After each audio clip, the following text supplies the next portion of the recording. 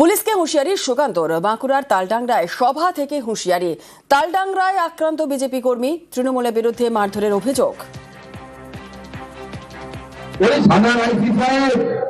এইখানে দেখছেন তো নীলরাম, আপনাকে আমি স্পষ্ট বলে যাচ্ছি, আমার জেলা সভাপতি যাবে, এফআইআর নেবেন, এই অপরাধীদের বিরুদ্ধে উপযুক্ত ব্যবস্থা নেবেন। যদি না নেন আপনার থানার এরকম অবস্থা করবো আমি এসে। আপনার থানা কিন্তু আর ভালো থাকবে না, এই গ্যারান্টি দিয়ে গেলাম। পরিষ্কার বলে যাচ্ছি, আমার ছেলের গায়ে যদি হাত পড়ে পাল্টা হিসাব হবে।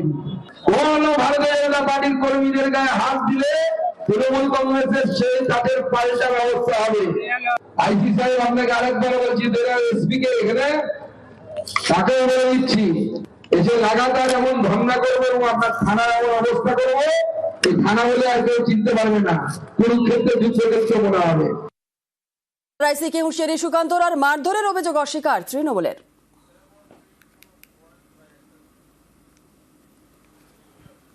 ভোটের আগে বঙ্গ বিজেপির নতুন রাজ্য কমিটি, নতুন কমিটিতে পুরনোদের গুরুত্ব।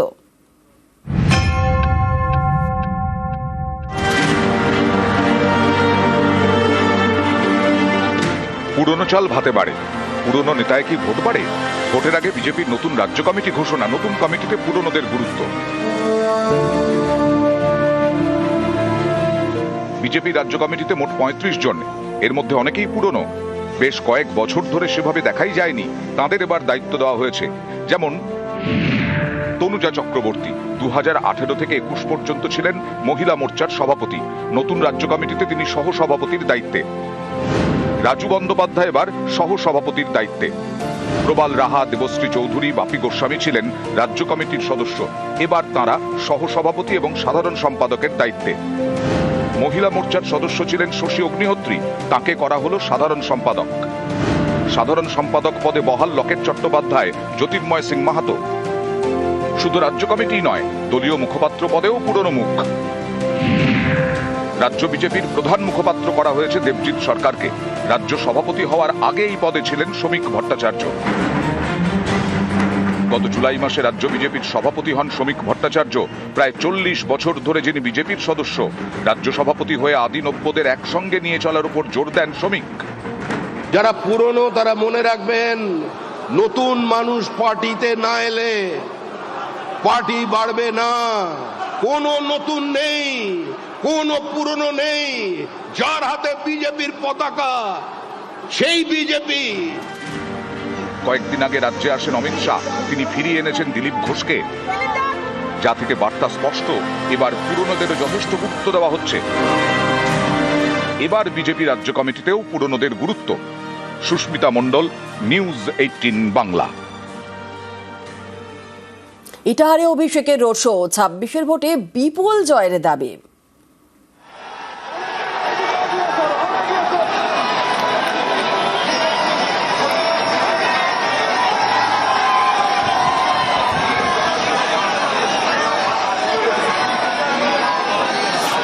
ইটাহারে অভিষেকের রোড শো, 26-এর ভোটে বিপুল জয়ের দাবি অভিষেক বন্দ্যোপাধ্যায়। 24-এর লোকসভা নির্বাচনেও তৃণমূল কংগ্রেসের দলের কর্মী সমর্থকদের বিষয়কে সামনে রেখে তৃণমূল কংগ্রেস করেছিল, আপনারা সবাই তা দেখেছেন। কার্যত পঞ্চায়েতের জয়ের খুঁটি পুজোটাই ইটাহারে করেছিলাম, আর আগামী 26-এর চতুর্থবার জয়ের খুঁটি পুজোটা আজকে এই মাটিতেই করে দিয়ে গেলাম আপনাদের সকলকে সাক্ষী রেখে। সে কৃতজ্ঞতার ঋণে আপনারা আমাকে আজকে আবদ্ধ করেছেন, আমি আপনাদের কাছে চির ঋণী। যে উৎসাহ উদ্দীপনা আমি লক্ষ্য করেছি, আমি ধন্যবাদ জানিয়ে আপনাদের ছোট করব না। আপনারা সবাই আমার পরিবারের মানুষ। সহকর্মী সমবয়সী যারা রয়েছে তাদেরকে বলবো, লড়াই জোরদার। তৃণমূল কংগ্রেসের ক্ষমতা কি, ইটাহার তো ট্রেলারটা দেখালো, আগামী দিন পুরো সিনেমাটা দেখাতে হবে। নন্দীগ্রামে শহীদ স্মরণ দিবসে শুভেন্দু, মঞ্চ থেকে মমতা বন্দ্যোপাধ্যায়কে নিশানা, আর শুভেন্দুকে পাল্টা কটাক্ষ কুণালের। এই আন্দোলনে সবচেয়ে বড় বেনিফিশিয়ারি নাম হলো এই রাজ্যের মুখ্যমন্ত্রী মমতা বন্দ্যোপাধ্যায়। সবচেয়ে বড় বেনিফিশিয়ারি আমি নই। আরে আপনি যদি নিজের দমে মুখ্যমন্ত্রী হতেন, আপনার জনপ্রিয়তায় হতেন, তাহলে 2001 সালে আপনি মুখ্যমন্ত্রী হতেন। আর নন্দীগ্রামের জন্য আপনি মুখ্যমন্ত্রী হয়েছেন, তাই আপনাকে 13 বছর অপেক্ষা করতে হয়েছে, 98 সাল থেকে 2011 সাল। আপনি 1,08,000 ভোট পেয়েছেন, একদিনও নন্দীগ্রামে আসেননি গত 5 বছরে। নন্দীগ্রামের মানুষের খোঁজ নেননি। প্রকৃত পরিবর্তন এলে এই পরিবারগুলি সামগ্রিকভাবে এলাকার মানুষ শান্তি পাবে। মমতা বন্দ্যোপাধ্যায়ের আশীর্বাদে যারা সাংসদ হয়েছেন, বিধায়ক হয়েছেন, মন্ত্রী হয়েছেন, দলের বিভিন্ন শীর্ষ কমিটিতে ছিলেন, তারা যদি একটা ভিডিও বেরোবার পর বিভিন্ন কারণে দলবদল করে থাকেন, তাহলে এই বিশেষণগুলো কার প্রাপ্য, আমার মনে হয় ওনার আয়নায় মুখ দেখে নেওয়া উচিত। 24 ঘন্টার মধ্যেই বক্তব্য বদল, মন্ত্রী কেন বুথ সভাপতি হতেও চান না। গতকাল মন্তব্য দিলীপ ঘোষের, মঙ্গলবার রানাঘাটে মন্ত্রী হওয়ার ইচ্ছে প্রকাশ।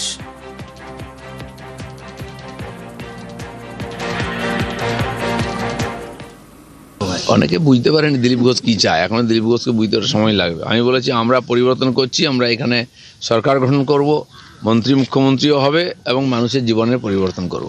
দিলীপ ঘোষ মন্ত্রী হতে কেন, বুথ সভাপতি হতেও আসেনি, পরিবর্তন করতে এসছে। পরিবর্তন তো এমনিতেই হবে, কিন্তু আমরা একটু তাড়াতাড়ি চাইছি। আপনারা অনেকে বলতে পারেন, হ্যাঁ আপনাদের বোধহয় আর বাইরে থাকতে ভালো লাগছে না, মন্ত্রী হতে চাইছেন। নিশ্চয়ই মন্ত্রী হব, মন্ত্রী তো হতেই হবে, নাহলে আপনাদেরকে সুবিধা দেবো কি করে? গরিব মানুষের জীবনের পরিবর্তন কি করে করবো? অমর্ত্য সেনকে হিয়ারিং নোটিস, নোবেল জয়ীর বাড়িতে কমিশনের টিম। এসআইআর খসড়ায় মায়ের সঙ্গে বয়সের ফারাক কম। এসআইআর হিয়ারিং এ ডাক নোবেল জয়ীকে। শান্তিনিকেতনের বাড়িতে হিয়ারিং এর নোটিস।